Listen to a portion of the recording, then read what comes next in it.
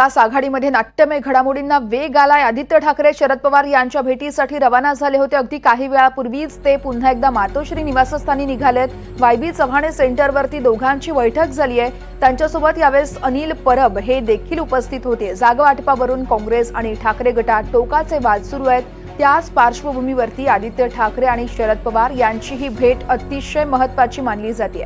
उद्धव ठाकरे सध्या घराबाहेर पडू शकत नाहीयेत, त्यामुळे आदित्य ठाकरे उद्धव ठाकरेंचा निरोप घेऊन वायबी चव्हाणे सेंटरला पोहोचले होते। आता या बैठकीनंतर तरी जागा वाटपात काही तोडगा निघतोय का हे बघणं अतिशय महत्त्वाचं आहे।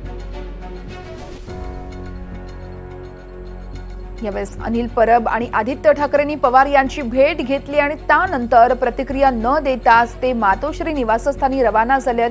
काँग्रेस आणि ठाकरे गटातला वाद त्यामुळे आता टोकाला गेल्याचं चित्र आहे। ठाकरेंकडून पवारांना मध्यस्थी करण्याची विनंती केली जाते का, असा सवाल या निमित्तानं उपस्थित होतोय। विधानसभा निवडणुकांचे पडघम जसजसे वाजू लागले आहेत तसे राजकीय घडामोडींना देखील वेग आलाय। महाविकास आघाडी असेल, महायुती असेल, दोन्ही ठिकाणी अनेक नाट्यमय घडामोडी घडतायत। या संदर्भात अधिक माहिती घेऊयात। आमचे प्रतिनिधी आहेत आपल्यासोबत जुई जाधव आणि विशाल पाटील। आपण दोघांकडून देखील सविस्तर अपडेट जाणून घेणार आहोत। जुई, आपण बघतोय ठाकरे गटाची देखील अगदी काहीच वेळात बैठक होतीये, काय अपडेट कळते? अर्थातच काही वेळापूर्वी आता आदित्य ठाकरे हे शरद पवार यांची भेट घेऊन मातोश्री निवासस्थानी पोहोचले आहेत। सविस्तर माहिती सांगाल?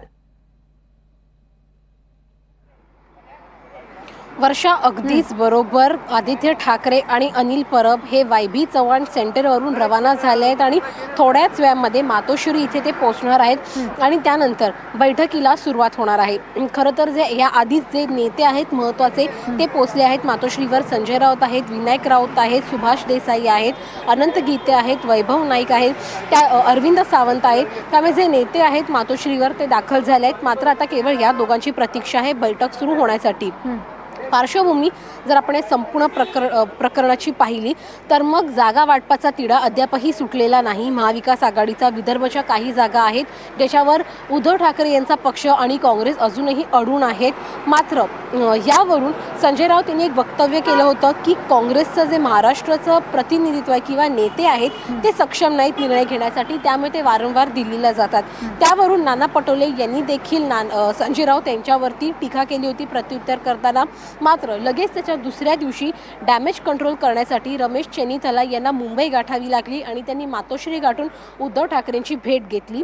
या भेटीनंतर सगळं अलबेल असल्याचं त्यांनी सांगितलं। या भेटीनंतर ट्रायडंट हॉटेलमध्ये महाविकास आघाडीची जागा वाटपाची बैठक झाली। या बैठकीआधी माध्यमांशी संवाद साधताना संजय राऊत आणि नाना पटोले यांनी गळाभेट घेतली आणि आमच्या सगळं सुरळीत सुरू असल्याचं दाखवण्याचा प्रयत्न केला। तब्बल 9 तास ही बैठक सुरू राहिली। रात्री 1:30 वाजता ही बैठक संपली। मात्र ही बैठक जरी रात्री उशिरा संपली असली तरी देखील जागा वाटपाचा फॉर्म्युला काही सुटला नाही, तिढा अद्यापही कायम आहे। आज दुसऱ्या दिवशी जर आपण पाहतोय, खरं तर तिसऱ्या दिवशी माफ करा, याच जागा वाटपांच्या संदर्भातला तिढा कायम असून प्रत्येक पक्षाची आता संयुक्त बैठक सुरू आहे। उद्धव ठाकरे यांच्या निवासस्थानी जर आपण पाहतोय मातोश्रीवर तर नेत्यांची बैठक आहे आणि काँग्रेस जर असाच अडमुटेपणा करत राहिली, जागा वाटपाला उशीर झाला तर मात्र उमेदवाराला प्रचारासाठी तेवढा वेळ मिळणार नाही आणि फटका विधानसभा निवडणुकीमध्ये बसू शकतो। त्यामुळे जो काही निर्णय आहे तो आज घेतला जाईल। त्यामुळे महाविकास आघाडीसाठी आजचा दिवस अत्यंत महत्त्वाचा आहे। ठाकरे गट कोणती भूमिका घेत आहे का हे पाहणं महत्त्वाचं राहणार आहे। दुसरी बाजू या सगळ्याची, आदित्य ठाकरे आणि अनिल परब हे वायबी सेंटर चव्हाणला गेले होते शरद पवार यांची भेट घेण्यासाठी, कारण का उद्धव ठाकरे यांची प्रकृती स्थिर नसल्याने त्यांनी आदित्य ठाकरे आणि अनिल परब यांना निरोप घेऊन पाठवला। त्यामुळे आता ती चर्चा केल्यानंतर शरद पवारांचा नेमका काय निरोप आहे, त्यांचं काय मत आहे हे आदित्य ठाकरे आणि अनिल परब घेऊन मातोश्रीवरती दाखल होतातच आहे। मात्र उद्धव ठाकरे यांच्या पक्षाकडून आता काँग्रेसच्या वरिष्ठ नेत्यांकडे दिल्लीतच तक्रार केली जाणार आहे, कारण का वारंवार अडमुटेपणा केला जात आहे काँग्रेसकडून आणि जागा वाटपाची चर्चा पुढे नेली जात नाहीये। आज खरं तर जागा वाटप करणं करणं गरजेचं होतं, मात्र आजही निर्णय झाला नाहीये. त्यामुळे काँग्रेसच्या हायकमांडकडे तक्रार उभाटा गटाकडून आता केली जाणार आहे. निश्चितच वर्षा. जुई, तुम्ही अशाच सोबत राहा. आपण थेट वायबी चव्हाण सेंटर या ठिकाणी जाऊयात. आपले प्रतिनिधी विशाल पाटील आहेत, त्यांच्याकडून आपण माहिती घेऊयात. विशाल, जुई यांनी सांगितलं त्याप्रमाणे आता आदित्य ठाकरे आणि अनिल परब हे मातोश्री निवासस्थानी अगदी काही वेळातच पोहोचतील. मात्र ते दोघंही वायबी चव्हाण सेंटरहून निघाल्यानंतर त्या ठिकाणी नेमकी काय खलबत झाली आहे, सविस्तर सांगाल? वर्षा, ज्यावेळेला आदित्य ठाकरे यांनी शरद पवार यांची भेट घेऊन वायबी सेंटरमधनं बाहेर निघताना कुठच्याही प्रकारची राजकीय प्रतिक्रिया जी आहे ही दिलेली नाही आहे. त्यांच्याकडनं असं सांगण्यात आलेलं आहे की जाहीरनाम्यातील काही गोष्टी आहेत, 2 गोष्टी आहेत, त्यांच्या बाबतीत चर्चा करण्यासाठी मी शरद पवार यांच्याकडे आलो होतो. मात्र आपल्याला माहिती आहे महाविकास आघाडीमध्ये ज्या पद्धतीनं वाद जो आहे हा आता विकोपाला आणि एका टोकाला जाऊन पोहोचलेला आहे. कारण का विदर्भातील जागांवरती काँग्रेसनं ज्या पद्धतीनं भूमिका घेतलेली आहे ही भूमिका ना राष्ट्रवादीला पटलेली आहे, ना शिवसेना उद्धव बाळासाहेब ठाकरे पक्षाला पटलेली आहे. त्यामुळे दोन्ही पक्षांच्या प्रमुखांकडनं काँग्रेसच्या हायकमांडकडेच नाराजी जी आहे ही व्यक्त केलेली आहे. आणि ही नाराजी स्वाभाविक आहे, कारण का ज्या पद्धतीनं आपण पाहतोय महाविकास आघाडीच्या सातत्यानं मॅरेथॉन बैठका होऊन सुद्धा या ज्या विवादित जागा आहे त्याच्यावरती कुठच्याही प्रकारचा तोडगा जो आहे हा अद्याप निघालेला नाही आहे. त्यामुळे याचा फटका जो आहे हा उमेदवारांना बसू शकतो, प्रचारासाठी वेळ जो आहे हा कमी मिळू शकतो आणि त्याच्यामध्ये महाविकास आघाडीचं नुकसान जे आहे हे अधिक रीतीनं होऊ शकतं.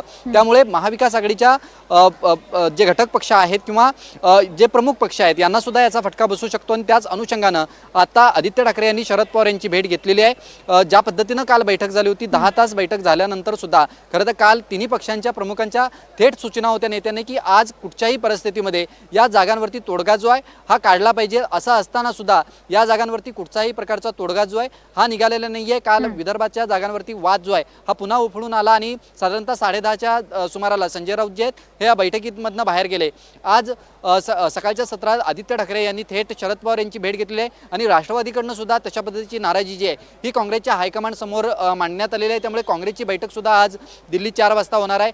ज्यावेळेला आदित्य ठाकरे या ठिकाणी आले त्यांना थेट प्रश्न विचारण्यात आले की महाविकास आघाडीमध्ये नेमकं काय चालू आहे, तुमचे वाद मिटलेत का, याच्यावरती कुठच्याही प्रकारची प्रतिक्रिया जी आहे ही आदित्य ठाकरे यांच्याकडनं दिलेली नाही आहे. त्यामुळे महाविकास आघाडीत नेमकं आता चाललंय का, हे वाद नेमके संपलेत का, हे सगळे प्रश्न जे आहेत हे पुन्हा निर्माण झालेले आपल्याला पाहायला मिळतात. त्यामुळे या वादांवरती महाविकास आघाडीचे प्रमुख नेते आता तोडगा काढतात का हे पाहणं अधिक महत्त्वाचं असणार आहे. उद्धव ठाकरे यांचा निरोप थेट आदित्य ठाकरे या ठिकाणी घेऊन आले आणि प्रतिनिरोप आता शरद पवारांकडनं आदित्य ठाकरेंना देण्यात आलेला आहे. त्यामुळे या सगळ्यावरती आज संध्याकाळपर्यंत या जागांवरती तोडगा निघतो का हे पाहणं अधिक महत्त्वाचं असणार आहे. या सगळ्या बाबतीत एक राजकीय निश्चितच विशाल, तुम्ही असेच सोबत राहा. आपल्यासोबत अभय देशपांडे सर आहेत, आपण त्यांच्याकडून देखील त्यांची प्रतिक्रिया जाणून घेऊयात.